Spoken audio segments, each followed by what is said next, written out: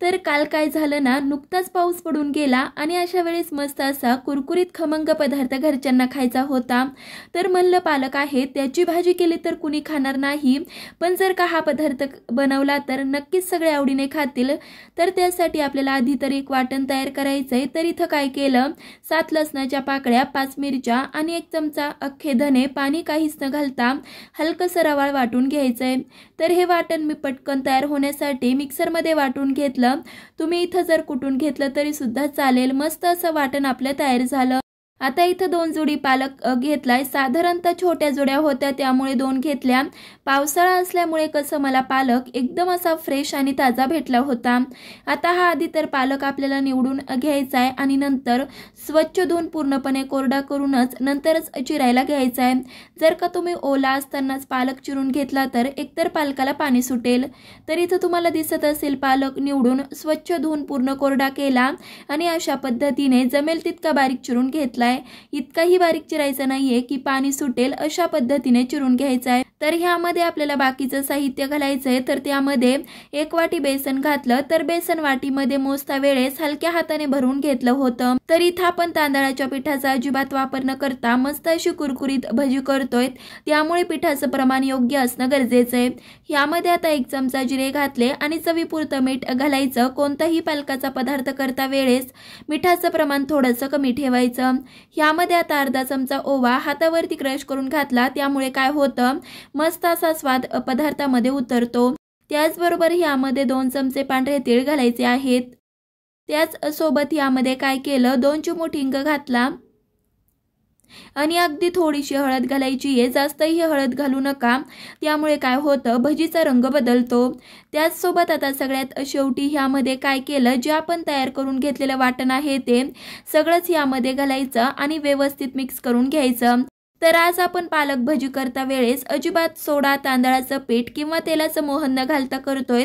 तर त्यामुळे भजी कुरकुरीत होण्यासाठी महत्त्वाची टिप तुम्हाला एक लक्षात ठेवायची आहे, ती म्हणजे ज्यावेळेस तुम्ही असे कोरडे जिन्नस पालकामध्ये मिक्स करून घेताल, जर का तुम्हाला लगेच भजी तळून घ्यायची असतील तर ह्यामध्ये पाणी घालून भजीचं पीठ भिजवून घ्या। आणि जर का तुम्हाला ही भजी नंतर करायची असतील तर काय करू शकता, असे सुके जिन्नस पालकामध्ये मिक्स करून ठेवा आणि ज्यावेळेस तुम्हाला भजी तळायला घ्यायची आहे त्यावेळेस एकीकडे तेल तापवा आणि नंतर भजीचं पीठ भिजवून घ्या।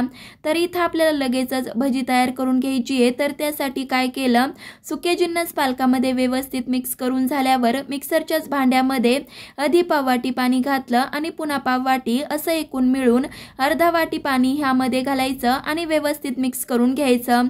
तर पालक भजी बनवता वेळेस खूपही पाणी घालायचं नाही किंवा जास्तही पीठ पातळ करायचं नाही, अशा पद्धतीने भिजवून घ्यायचं। तर भजी तळण्यासाठी इथं मी तेल गरम केलं। अशा पद्धतीने छोटी छोटी भजी सोडून घ्यायची आहे। पालक भजी करता वेळेस खूपही मोठी भजी सोडायची नाही, छान अशी छोटी छोटी भजी सोडून घ्यायची। तर तेलामध्ये जेवढे भजी बसतील तेवढे मी सोडून घेतलेत आणि अशा पद्धतीने अजिबात चमचा किंवा झारा न लावता थोडीशी भजी तेलामध्ये सेट होऊ द्यायची आणि नंतरच छान अशी अलटपलट करत कुरकुरीत होईपर्यंत तळून घ्यायची। तर एकूण 7 ते 8 मिनिटातच मस्त अशी कुरकुरीत ही भजी मी तळून घेतली आहे। लगेचच काढून घ्यायची, काढता वेळेस त्यामधलं पूर्णपणे तेल निथळूनच काढून घ्यायचं। तर इथं तुम्हाला दिसत असेल मस्त असा पालक भजीला रंग आलाय आणि कुरकुरीत तर झालीच आहे। बाकीची सुद्धा अशाच पद्धतीने तळून घ्यायची। तर हा माझा शेवटचा घाणा आहे, तो सुद्धा मी तळून घेतलाय। भजी आहे म्हटल्यावरती मस्त असा फक्कड आल्याचा चहा देखील झालाच पाहिजे ना।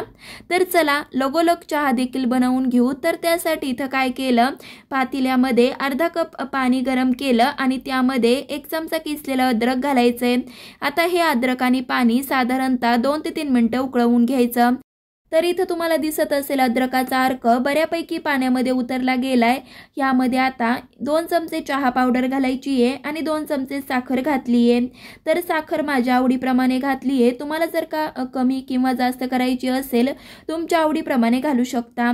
चहा पावडर आणि साखर घातल्यावरती पुन्हा आपल्याला काय करायचंय, साधारणतः 4 ते 5 मिनिटं उकळवून घ्यायचं। तर इथं तुम्हाला दिसत असेल चहापत्तीचा रंग पाण्यामध्ये व्यवस्थित उतरला गेलाय। ह्यामध्ये आता 1 पेला दूध घालायचं आणि दूध घातल्यावरती गॅस मंद आचेवरती करायचा आणि चहा छान असा मस्तपैकी उकळवून घ्यायचा।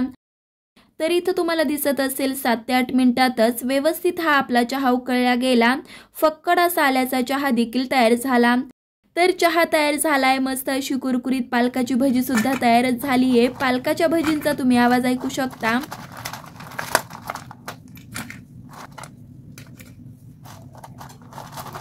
तर मग झाली आहेत ना एकदम कुरकुरीत पालकाची भजी. तेही आपण सोडा, तांदळाचं पीठ किंवा तेलाचं मोहन न घालता केली आहेत. तर मग काल तर आमच्या सगळ्या घरच्यांची मजा झाली. तर मग तुम्ही कशाची वाट पाहताय? आत्ताच हा पालक भजी आणि गरमागरम आल्याचा चहाचा बेत ट्राय करा. कसा वाटला ते सुद्धा कमेंट करायला विसरू नका. अजूनही चॅनलला सबस्क्राईब केलं नसेल तर नक्की सबस्क्राईब करा. चला तर मग पुन्हा भेटूया तशाच एका नवीन साध्या सोप्या पारंपरिक रेसिपी बरोबर. तोपर्यंत धन्यवाद.